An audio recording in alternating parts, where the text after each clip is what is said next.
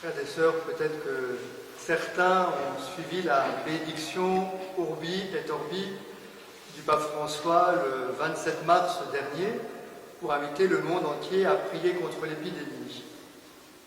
Et peut-être que, comme moi, vous êtes mis à rêver, et bien qu'après cette prière, et bien d'un coup d'un seul, comme par magie, par la grâce de Dieu, et bien l'épidémie cesse. Et peut-être même que vous êtes dit, ce serait tellement extraordinaire pour l'annonce de l'Évangile. D'un coup d'un seul, le pape a prié, l'épidémie cesse, et tout le monde est convaincu de la vérité de Jésus-Christ, et quel magnifique témoignage de la vérité de notre foi. Et cela ne s'est pas passé. Et nous savons que la manière de Dieu d'agir, aujourd'hui dans notre monde, c'est plutôt de donner la paix intérieurement aux malades et aux mourants, de réconforter les familles, d'encourager les soignants dans leur attention et les soins qu'ils prodiguent aux malades, d'encourager les chercheurs à travailler avec discernement pour trouver un vaccin ou une manière de remédier à cette épidémie, d'aider les gouvernants à continuer à veiller sur le bien commun dans cette situation, et aider chacun à trouver la manière d'avoir des trésors de générosité, d'attention pour s'occuper de ses frères, veiller sur ses proches. Cela nous montre que Dieu n'agit pas autrement que dans nos libertés les plus profondes. Et dans le fond, c'est exactement le message de cette fête de Pâques que nous fêtons aujourd'hui. Parce que vous avez vu dans les lectures de ce jour, ce qui marque, c'est la discrétion de la résurrection.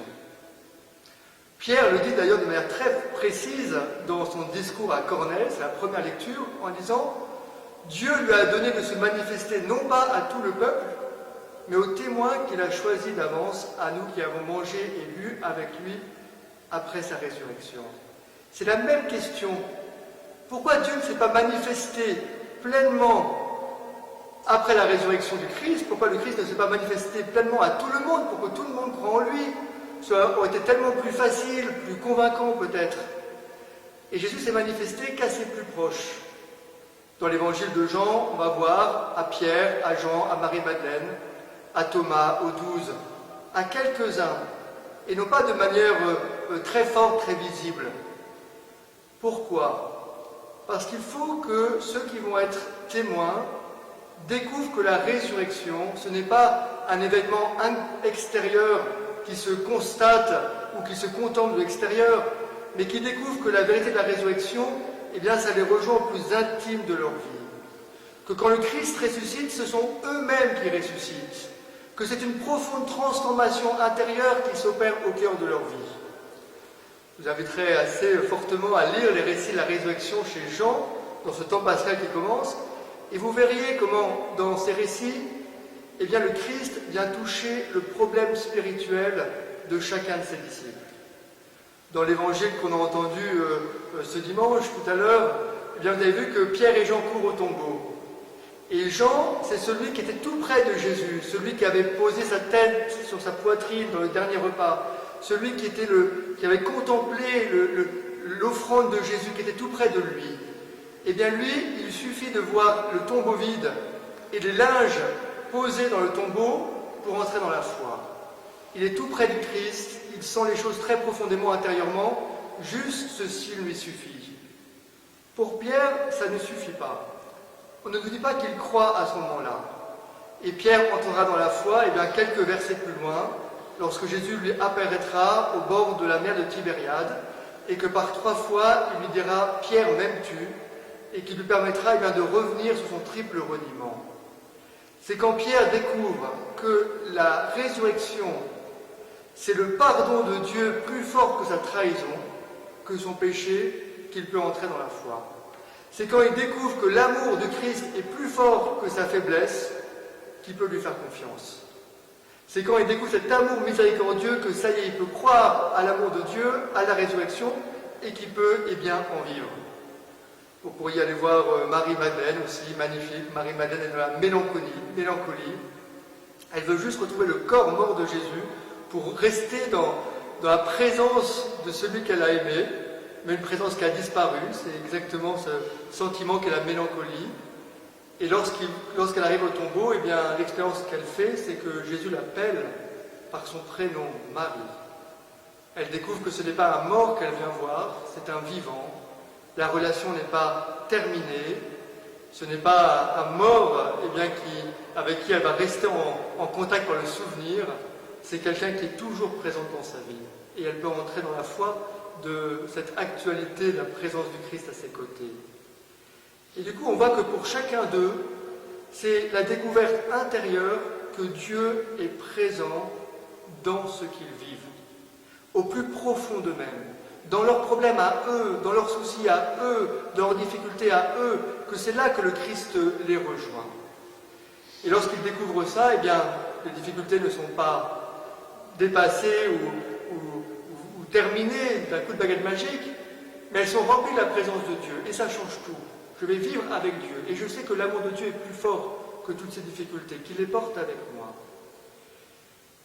Tous ces disciples de Jésus vont aller témoigner.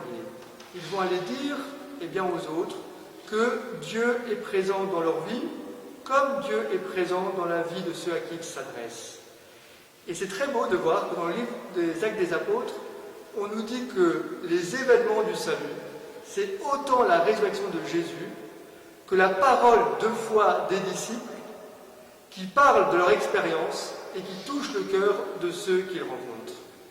C'est à travers la parole des témoins que les hommes et les femmes qu'ils rencontrent peuvent découvrir que de la même manière que Dieu a agi dans les disciples, il agit en eux pour leur donner la force et la paix. Frères et sœurs, c'est le grand mystère de cette fête de Pâques que nous célébrons. Nous, les chrétiens, nous sommes bien impuissants face à la pandémie qui est là. Nous sommes comme tout le monde, nous sommes confinés, nous pouvons faire que ce que nous pouvons faire avec les compétences professionnelles que nous avons acquises. Mais en même temps, nous avons cette foi et cette espérance que Dieu aide chacun à faire au mieux pour vivre ce temps. Et nous pouvons le dire aux hommes et aux femmes de notre temps.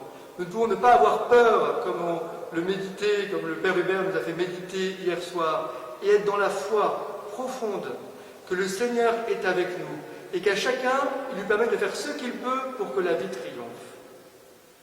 C'est une lumière très douce, c'est une lumière très humble, c'est une lumière très discrète que celle de ce jour, mais c'est une lumière très forte qui nous assure que rien ni personne ne pourra nous enlever cette présence du Christ à nos côtés et que cette présence, elle est promesse de vie éternelle pour aujourd'hui et pour demain. On va demander ça dans cette Eucharistie, qu'on puisse ainsi apporter cette lumière de Pâques au monde, très humblement, très fidèlement, très courageusement, mais en étant sûr que Dieu veut rejoindre toutes les situations humaines, quelles qu'elles soient, et lui apporter la paix et la consolation qui vient de sa résurrection. Amen.